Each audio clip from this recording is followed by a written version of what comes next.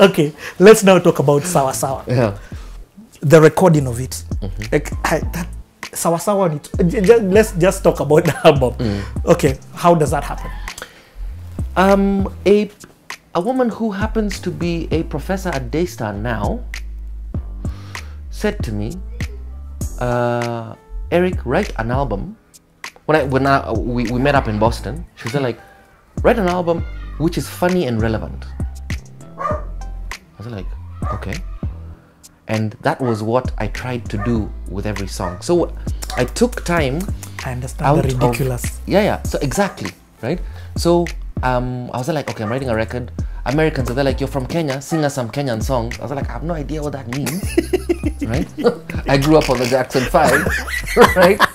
So I took time out of college. I came back to Kenya. I actually came back with a band from the US. We played some shows.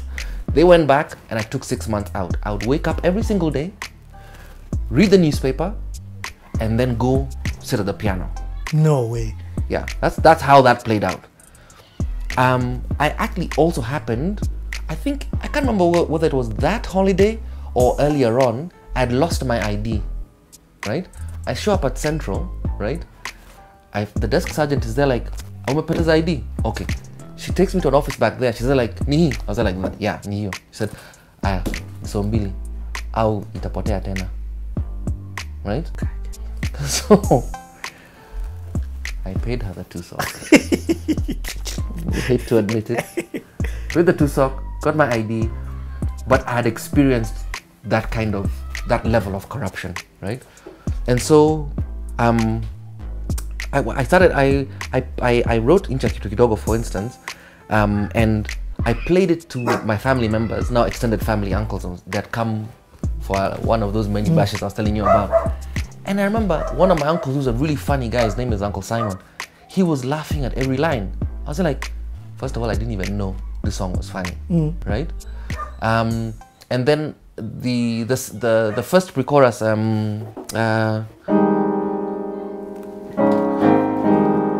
Pata simuni bala, road license benafuta nunua. I was repeating it in the second chorus, second verse as well. But I realized this, when I did it, obviously it didn't get as many laughs as the first time, right? Because we've heard it before. Yeah. So I went and changed that second pre-chorus.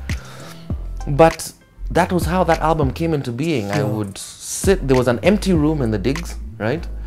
And read the newspaper, come, sit, and write 5-6 hours a day, right? And then I took some of that stuff to, there's a producer, Maurice Oyando, Tali Oyando's father. And here, I think Chris Adwari used to work there at the time. A guy called Alfie Geshuki used to work there as well.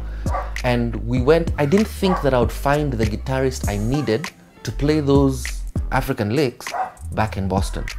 And so we went and tracked some basic keyboard drum stuff so that a guitarist called Ali Makunguru, right, could play those to me Benga licks. Yes. Right? So when I got back to Boston, my producer, who happened to be my roommate, was like, dude, you will never believe what happened. There's another guy from Benin, who just come in from Paris. He is the cat's pajamas. That guy is the guy, right? And so because we used some of Ali's recordings, but some of the songs we were gonna change the tempo and stuff, and so we weren't able to use all of the stuff we recorded here at Monye's place. Next Level studio. Next Level, that's right. Yeah. But even some of the vocals that you hear on Daima right now, right, were recorded at Monye's studio, right? And so, my goodness, the people who are on that thing, I think even Mosaimo, you think he's on Daima, right? Singing in the background in the choir. Yeah. So yeah. Anyway, so I took those recordings back to Boston. Kristen and I started working, and sort of it took us, I'm gonna say 5 or 6 months to get done with Sawa Sawa. What? Okay, another song in Sawa Sawa. Another huge song. Yeah. What inspired that? What's like? You know, first of all, we put the wrong version of Rituale Aku on Sawa Sawa. because we had recorded an older Can't make up version these in stories. 98, 99, Yeah. right? And then we decided to re-record it when we were doing the album, and we should have put the original one on. And I have a recording of that thing somewhere, right? But it is and we tried to recapture that feeling, but the saxophonist who played on it, he had passed away in the interim, you know. But that song, Chris Bitok is on this saxophone. No. It's this one is a guy.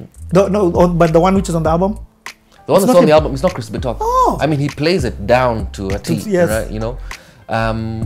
But then the lyrics of that song, it's unclear where they come from, because I've heard people say, "Oh, we used to sing that song as kids," but I guess what happened was another uncle of mine called Ben, right? These are all my dad's bros. Yes. He was like, "I have this song," and I think what happened is, as sort of songs are in folklore, whatever.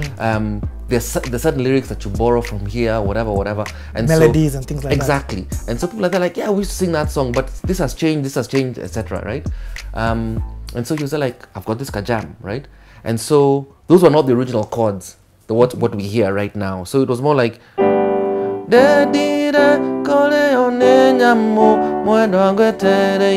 more sort of Mboko, sort of Kikuyu benga. But sort of the decision to then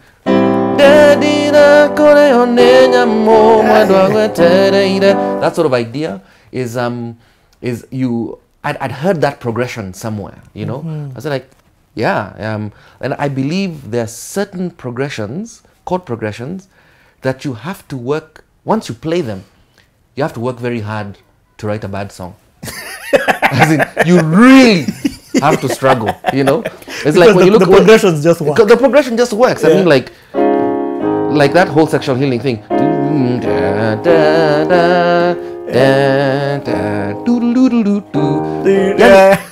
Once you start there, you're already in a winning trajectory. You know what I'm saying? So that's what happened with that. That's what happened with Ritoa. That there was a nice, it's folklore. Uncle Ben has his version, and then you put these this progression, and then the producer of the record, a guy called Christian Kaufman, excellent guy, you know, excellent producer, you know, and so the kind of players that he was able to bring onto the record, you know, and his skill as an engineer as well, amazing, you know, amazing.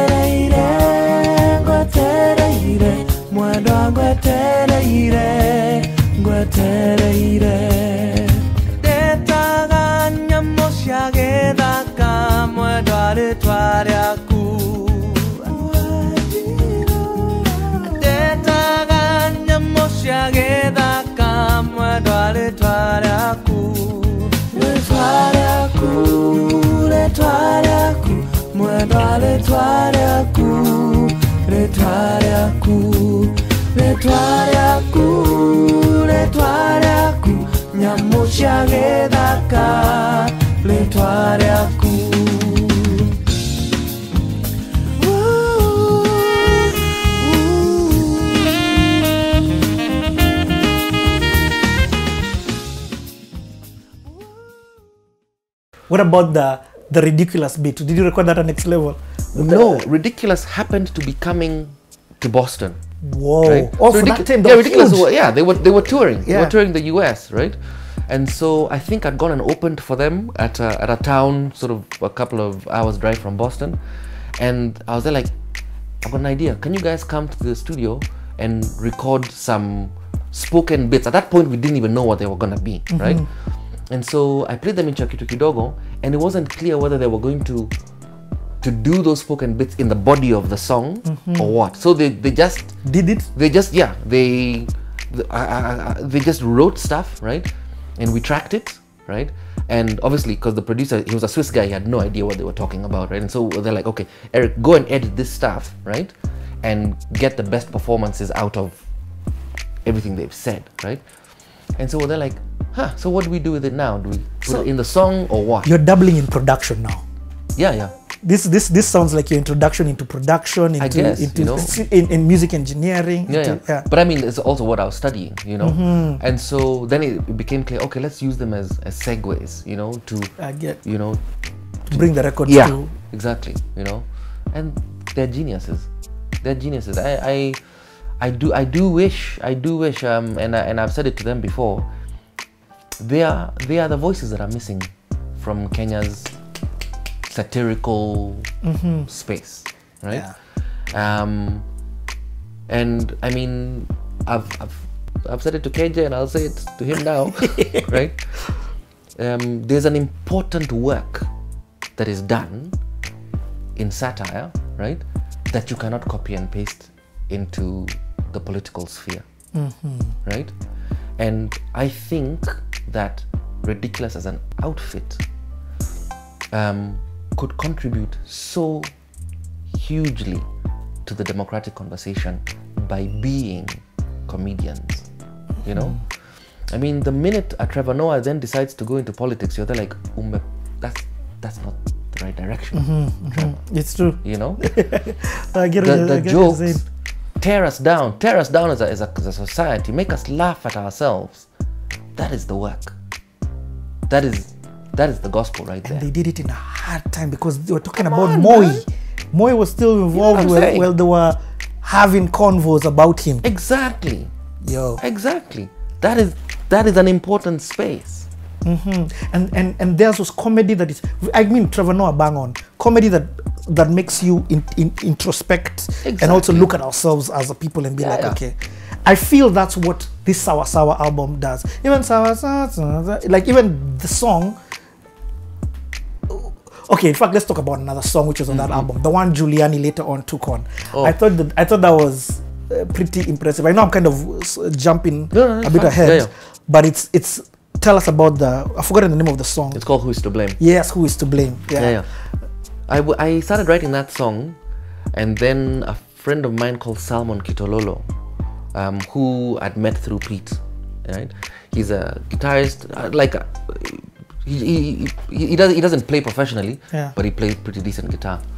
And I'd heard him play, and I was always impressed by people of academics who are also people of faith, so like the Petes and the Salmons, because you feel you can have an intellectual conversation about a spiritual thing, and so I loved Salmon dearly, and I had him play something, and I said like, hey, come over to my place, let's write a song.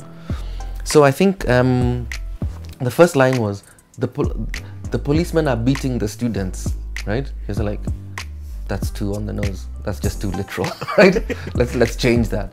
And so we wrote that, and it became the policemen are taking position, right?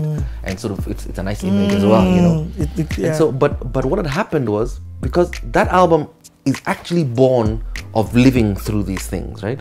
My brother and I were driving on Nyerere Road one day, right? That's the road that is Serena on one side, Freemasons on the other, right? Yes. So we're coming down, right? Yeah.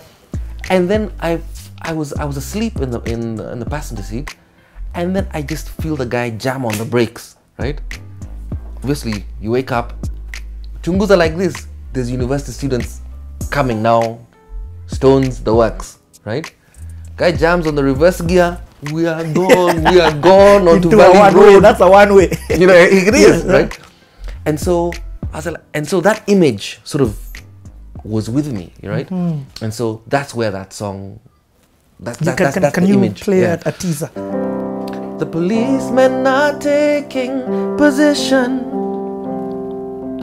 The students are looking for justice again, drawing their lines in the sand. each waiting to see who's a man. They're choking on mounting frustration, saying that something is not right with this equation. But the singing is stifled by rungus and rifles, uniformed police, here to keep the calm and peace. So who is to blame? Who is behind this? Who is in the shadows?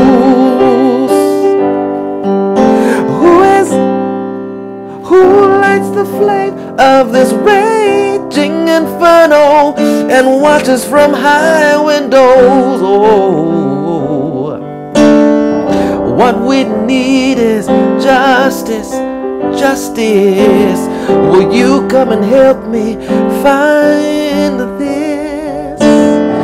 What we need is justice, justice.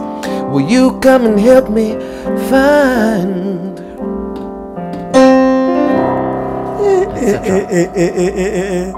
Man, you know, I'm going to go back and listen to this album with a whole new, different, okay, cool. With a whole new understanding. Listen to it with a different eye. With a whole new with a whole new understanding of the backstory, and I'm sure even the same people in this, I mean, watching this interview, you're going to be like, oh man, okay, fine, because you're able to capture a moment, evoke emotion to us who are going through it, and we don't know how to express this anger, pain, frustration, corruption that's happening. And again, remember, some of these things are still happening right now. Of course. And so these songs, again, these songs are so relevant right now in Kenya. Nchi, Kitu Kidogo, I mean, who is to blame? These songs are as alive right now, if not even more alive. Maybe because I'm older and also these things. Ah, man, Eric, thanks, man. I'm just, in fact, let's change some batteries. When we come back, we continue with the story. Cool.